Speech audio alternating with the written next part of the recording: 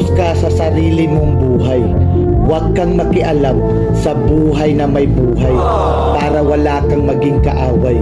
Kaya huwag mong ipaliwanag ang sarili mo sa ibang tao dahil mahirap maging tama sa mata na puro mali ang nakikita sa iyo. Kaya huwag ka kaagad maniniwala sa mga istorya dahil mabilis kumakalat ang kasinungalingan kaysa katotohanan.